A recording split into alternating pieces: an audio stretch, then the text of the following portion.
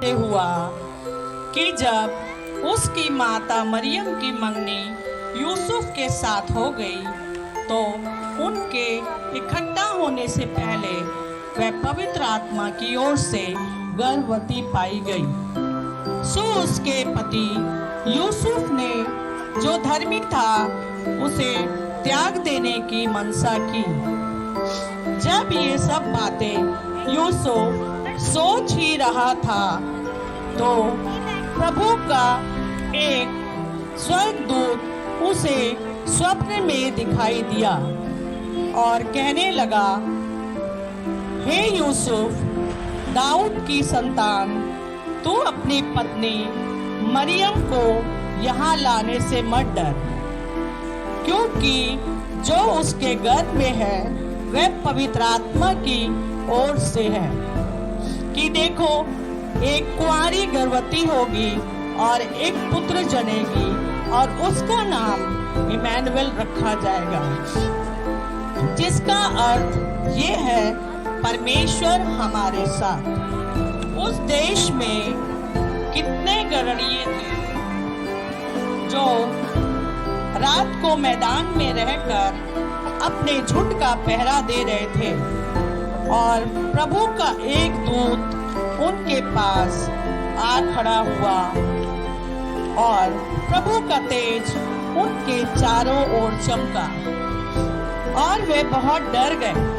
तब स्वर्गदूत ने उनसे कहा, मत डरो, क्योंकि देखो, मैं तुम्हें बड़े आनंद का सुसमाचार सुनाता हूँ जो सब लोगों के लिए होगा, कि आज दाऊद के नगर में तुम्हारे लिए एक उद्धारकर्ता जन्मा है और यही मसीह प्रभु है। उसका तुम्हारे लिए ये पता है कि तुम एक बालक को कपड़े में लिपटा और चरनी में पड़ा पाओगे।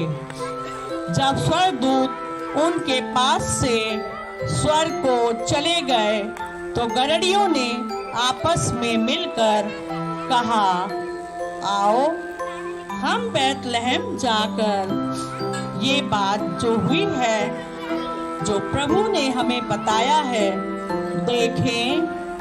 और उन्होंने तुरंत जाकर मरियम और यूसुफ को चरनी में उस बालक को पड़ा देखा। हेरोदेस राजा के दिनों में जब यहूदिया के बैतलहम में यीशु का जन्म हुआ तो देखो,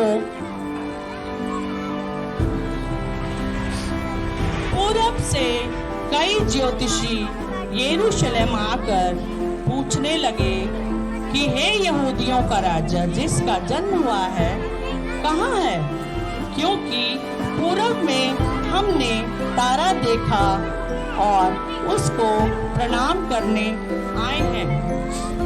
उस तारे को देखकर वे अति आनंदित हुए और उस घर में पहुंचकर उस बालक को उसकी माता मरियम के साथ देखा और मुंह के बल गिरकर उसे प्रणाम किया और अपनी अपनी भेंटें सोना,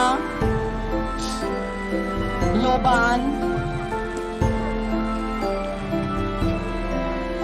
और गंधरस की भेंट चढ़ाई और अपने देश को वापस चले गए।